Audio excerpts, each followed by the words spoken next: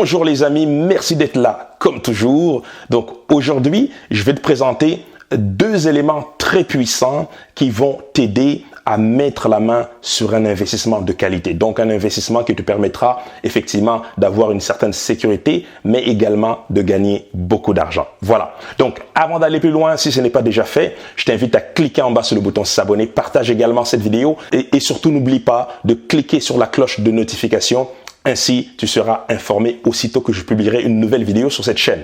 Voilà. Donc, deux éléments, deux critères vraiment très importants à garder à l'esprit quand vient le temps effectivement de trouver un investissement de qualité. Il s'agit premièrement de l'innovation. Voilà. Donc, pourquoi l'innovation?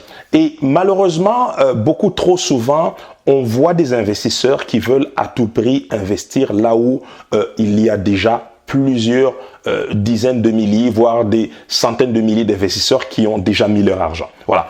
Pourquoi ces investisseurs recherchent, je dirais, l'approbation du groupe? C'est simplement parce que ils ont peur d'aller seuls sur un chemin non parcouru. Ils ont peur effectivement de prendre leurs propres décisions et ces investisseurs se sentent en sécurité quand ils mettent leur argent là où tout le monde a déjà mis son argent. Voilà. Le problème, c'est que généralement dans le monde de l'investissement, la majorité n'a jamais raison. Généralement, c'est toujours la minorité qui a tendance à avoir raison sur une idée donnée, sur un investissement donné.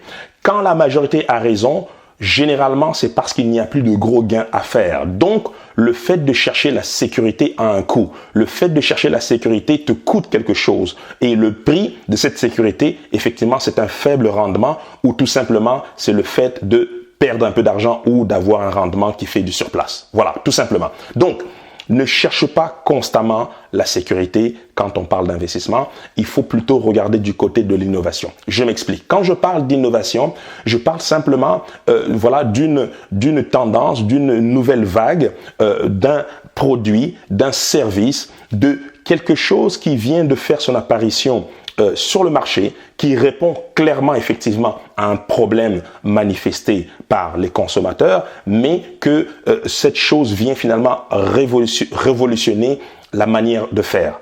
Eh bien, quand la révolution arrive, pourquoi est-ce que ça devient quelque chose d'intéressant pour un investisseur? C'est simplement parce que cette évolution-là suit plusieurs étapes. Donc, on parle d'une courbe normale d'adoption quand une révolution survient sur le marché. Eh bien, cette révolution, comme je viens de le dire, suit plusieurs étapes. Eh bien, parmi ces étapes, il y a effectivement l'étape des innovateurs, donc les premiers qui vont s'intéresser à cette innovation. Et tout de suite après, on a effectivement les premiers utilisateurs, donc les utilisateurs précoces également, qui vont s'intéresser à cette innovation. Eh bien, lors de ces deux étapes-là, c'est justement là que les bonnes affaires se font. Parce que la majorité n'est pas encore au fait de cette innovation correctement, parce que la majorité des investisseurs n'ont pas encore pris le temps d'évaluer clairement le fort potentiel de gain de cet investissement. Donc, comme investisseur aguerri, si tu es en quête effectivement des innovations pour investir ton argent, tu as effectivement le temps de prendre position sur un produit, un service, en tout cas un investissement qui a un très fort potentiel, mais dû au fait qu'il y a très peu de personnes qui s'y intéressent, donc on parle des premiers utilisateurs, donc des innovateurs, vu qu'il y a très peu de personnes qui s'y intéressent, donc la valeur effectivement intrinsèque de cette innovation n'a pas encore explosé. Donc c'est en ce moment-là que tu prends position. Et vu que cette innovation a fait preuve effectivement de sa valeur, en ce sens que cette innovation a démontré sa capacité à répondre à un besoin de manière efficace, eh bien, cette innovation-là finira toujours par effectivement être connue de la majorité, et c'est quand la majorité effectivement veut se procurer ce bien ou ce service, donc la majorité des consommateurs, c'est là que le prix va exploser effectivement pour être conforme à la valeur intrinsèque de l'innovation. Voilà. Donc, vu que toi tu es rentré en premier, eh bien, tu bénéficies tout simplement de cette plus-value-là par rapport à la masse des consommateurs qui viennent pour se procurer cette nouvelle innovation. L'exemple concret dans le monde de l'investissement des crypto-monnaies par exemple, on peut parler du Bitcoin. Le Bitcoin valait un peu moins que $1, ou on va dire plutôt $1 il y a à peine 3-4 ans.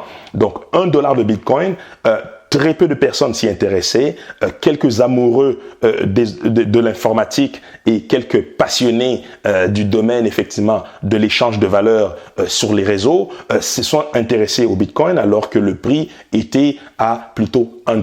Eh bien, ceux-là, c'était les innovateurs, c'était les premiers utilisateurs, c'était les premières personnes qui s'intéressaient au Bitcoin pendant que la majorité ignorait cette technologie, pendant que la majorité ne savait même pas que cette technologie existait réellement.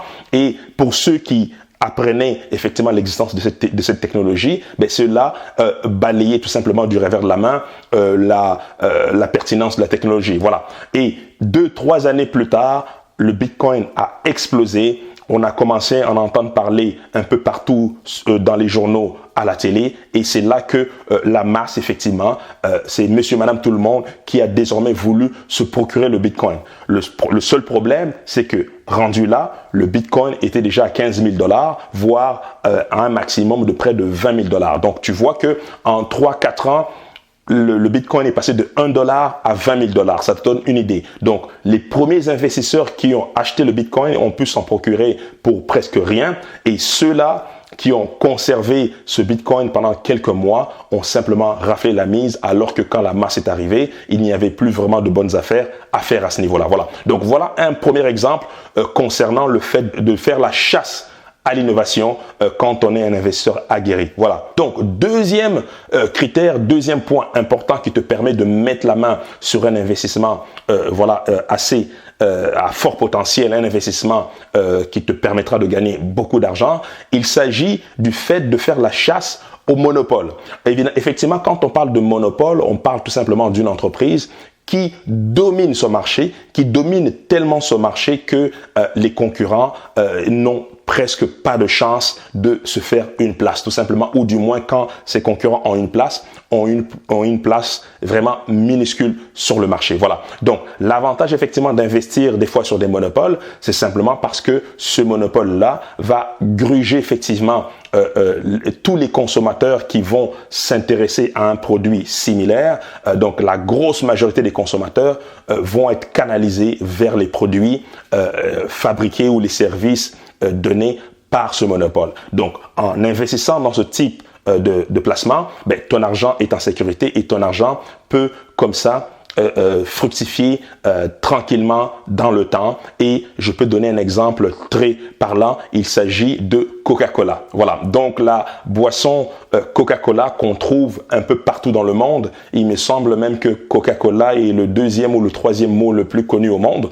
Donc, Coca-Cola, peu importe où tu iras, tout le monde sait, quand on parle de Coca-Cola, tout le monde sait de quoi on parle ici. Voilà. Donc, à titre d'exemple, un très grand investisseur qu'on connaît tous, Warren Buffett. Warren Buffett a pris une importante position, donc a investi massivement dans Coca-Cola depuis plusieurs années déjà, et il conserve ses actions depuis, et il profite comme ça des dividendes qui découlent de ses placements dans Coca-Cola. Voilà. Donc, et il sait effectivement que la compagnie Coca-Cola ne disparaîtra pas du jour au lendemain, et il sait également que la compagnie Coca-Cola a un avantage concurrentiel certain face vis-à-vis aux compétiteurs de par sa position de monopole, tout simplement. Voilà. Donc, garde à l'esprit ces deux éléments, innovation et monopole, quand vient le temps pour toi de chercher à savoir, à trouver la meilleure manière